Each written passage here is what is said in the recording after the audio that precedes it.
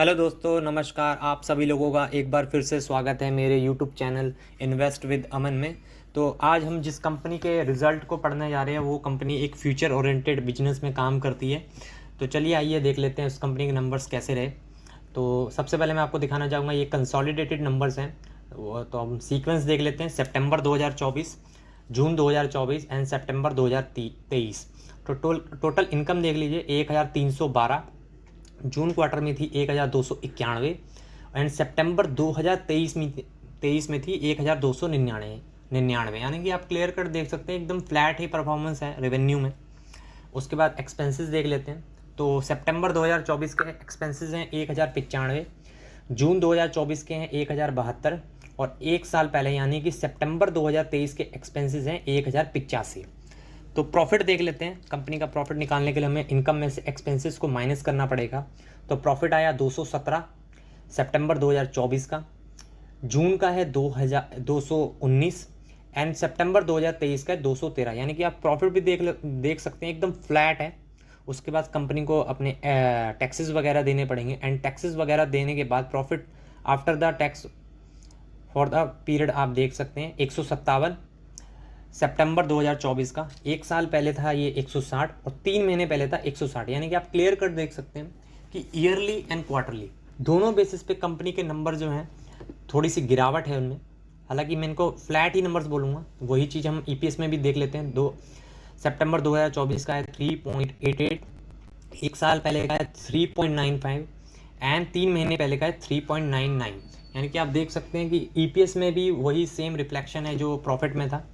तो कंपनी ने एकदम फ्लैट ही परफॉर्मेंस दिया एक तरह से। और जिस कंपनी की मैं बात कर रहा हूँ उसका नाम है टाटा टेक्नोलॉजीज़। तो ये टाटा ग्रुप की एक दिग्गज कंपनी है और इसके प्रमोटर टाटा मोटर्स हैं। और आज ही के दिन कंपनी ने अपने रिजल्ट पेश किए हैं और रिजल्ट देख लेते हैं एक बार अनुमान कैसा था। लेकिन उससे पहले हम सेगमेंट वाइज रेवेन्यू देख लेते हैं। तो ये 2 सेगमेंट में काम करती है, services segment and technology solution segment. तो सर्विस सेगमेंट में 1005 का बिजनेस किया है इन्होंने सितंबर 2024 में। 3 महीने पहले था 985 और सितंबर 2023 में था 995। टेक्नोलॉजी सॉल्यूशन सेगमेंट में इस बार का है 291 सितंबर 2024 का, जून में था 283 और एक साल पहले था 273, यानी कि आप देख सकते हैं कि एकदम फ्लैट परफॉर्मेंस है दोनों ही सेगमेंट में, कोई ज़्यादा बड़ी ग्रोथ नहीं है। तो आइए देख लेते हैं कुल मिला के इसने एस्टिमेट्स को बीट किया कि नहीं किया। तो आप देख ही सकते हैं टाटा टेक्नोलॉजी, सॉरी ये Q1 के रिज़ल्ट मैंने ओपन कर दिए, तो मैं आपको इसको बाद में अपडेट कर दूंगा। लेकिन ये नंबर्स मुझे कुछ ज़्यादा खास पसंद नहीं आए हैं। एकदम फ्लैट ही परफॉर्मेंस है कंपनी का, कोई ज़्यादा ग्रोथ नहीं है। तो आप देख ही सकते हैं एकदम नॉर्मल सा बेसिक सा परफॉर्मेंस है, कोई ज़्यादा ग्रोथ आई नहीं है। इसके बाद थोड़ा सा इसका इन्वेस्टर प्रेजेंटेशन भी देख लेते हैं। 2.2 पर क्वार्टर ऑन क्वार्टर के हिसाब से रेवेन्यू इनका बढ़ा है। प्रॉफिट की बात करें, हाँ प्रॉफिट के मार्जिन की बात करें वहाँ पे इम्प्रूवमेंट है। 28.2 की जगह 29.1 के आए हैं क्वार्टर ऑन क्वार्टर जो इनके मार्जिन हैं प्रॉफिट के, total company gross margin. And service segment का इनका 2% की ग्रोथ आई है। एंड सर्विस सेगमेंट में ग्रॉस मार्जिन जो है वो 31.1 से बढ़ के 32.3 हुई है। तो मार्जिन का बढ़ना एक अच्छी चीज़ होती है कंपनी के लिए, क्योंकि मार्जिन बढ़ने का मतलब है आपके अकाउंट में ज़्यादा पैसा आएगा। तो वहीं इनकम की देख लेते हैं, रेवेन्यू की बात देख लेते हैं। तो 1.5 से बड़ा है सर्विस सेगमेंट में revenue quarter on quarter. And net income जो है, नेट इनकम मार्जिन है 12.1 वर्सेस द 12.8, यानी कि यहाँ पे देख सकते हैं कि थोड़ा सा यहाँ पे गिरावट हुई है नेट इनकम मार्जिन में। तो कुल मिला के नंबर्स डाउन ही परफॉर्मेंस है। आइए इनके कंपनी के सीईओ, एमडी एंड सीएफओ के कमेंट्स हम पढ़ लेते हैं। इनके जो सीईओ हैं वो हैं वॉरेन हैरिस।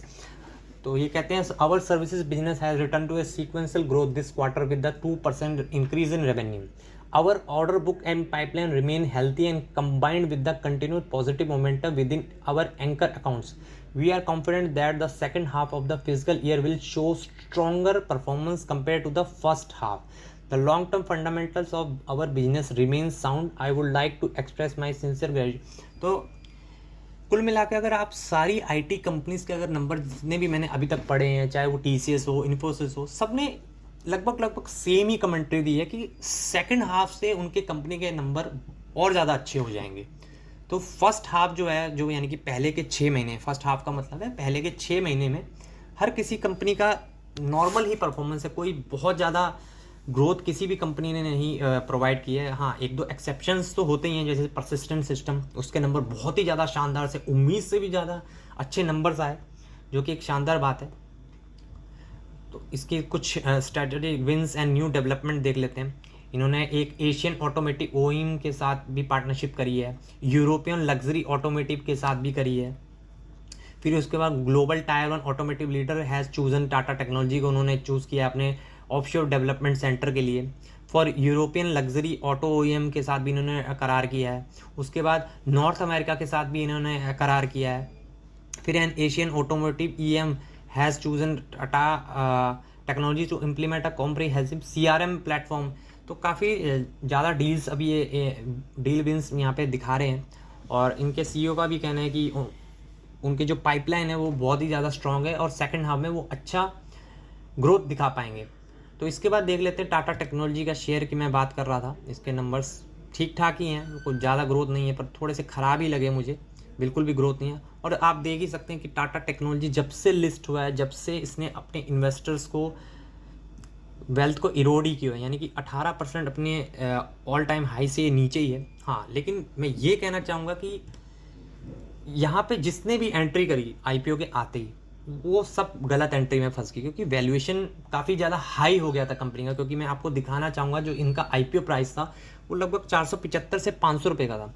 और 500 रुपये की चीज़ आपको हफ्ते 10 दिन में अगर 1000 रुपये पे लिस्ट हो जाएगी, तो आप ये बिल्कुल, आपका ये सोचना गलत होगा कि वो 1000 के बाद सीधा 2000 हो जाएगा। क्योंकि वो ऑलरेडी कंपनी ने अपना आईपीओ 500 रुपये के शेयर पे लाया था, यानी कि कंपनी ये मानती थी कि उनका जो शेयर का वैल्यू है 500 रुपये ही है, और वो सीधा 1000 पे लिस्ट हो गया। यानी कि वो ऑलरेडी बहुत ज़्यादा प्रीमियम पे लिस्ट हुआ था, और वो ऑलरेडी अपने इन्वेस्टर्स का पैसा डबल कर चुका था, और जो भी नए इन्वेस्टर्स है वो आके फंस गए। तो इसका मतलब ये नहीं है कि कंपनी ख़राब है। तो मैं इसका थोड़ा आपको पुराना पैटर्न भी दिखा देता हूँ कि पुराने नंबर्स इसके कैसे हैं। मार्केट कैप 40,000 करोड़ का है। आरओसीई देख लिए 28% का, जो कि बहुत ही ज़्यादा हेल्दी माना जाता है। आरओई भी 21% का है। उसके बाद हम प्रमोटर्स देख लेते हैं। प्रमोटर्स जो हैं इसके 55% के हैं, और प्रमोटर्स में आप देख ही सकते हैं टाटा मोटर्स हैं इनके प्रमोटर्स, एंड एफआईएस ने भी यहाँ पे हिस्सेदारी खरीदी है, डीआईएस ने भी हिस्सेदारी खरीदी है, एंड पब्लिक ने माल छोड़ा है। पब्लिक आमतौर पे किसी भी कंपनी में फोमो के चलते बाइंग करती है, और उसके बाद वो परेशान होकर शेयर को बेच देती है। आप देख ही सकते हैं यहाँ पे 42 के सीधा 37% पे आ गए। तो इसके बाद हम बाकी नंबर्स को भी देख लेते हैं। 2019 से हमारे पास डेटा है। तो प्रॉफिट देखिए 353 था, फिर 252 कोविड के टाइम के आसपास, फिर 239, फिर 437, 624, 679, 650। तो आई थिंक ये जितना भी प्रॉफिट है ये ऑलरेडी प्राइज्ड इन है कंपनी के मार्केट कैप में और उसके शेयर प्राइस में। क्योंकि मैं ये चीज़ आपको पहले ही बता चुका हूँ कि 500 रुपये का जो आईपीओ था वो सीधा 1000 के ऊपर लिस्ट हुआ। तो वो ऑलरेडी अपने एग्जिस्टिंग इन्वेस्टर्स को, या आईपीओ में जिनको वो अलॉट हुआ था, वो ऑलरेडी इनका पैसा डबल कर चुका है। तो यहाँ से और डबल करने के लिए उसको टाइम ज़रूर लगेगा। लेकिन हाँ, मैं ये चीज़ कहना चाहूँगा कि कंपनी एक फ्यूचर ओरिएंटेड बिजनेस में काम करती है। मैं इसकी वेबसाइट भी खोल के आपको दिखा देता हूँ कि ये किस किस वर्टिकल में काम करती है। 1 सेकेंड।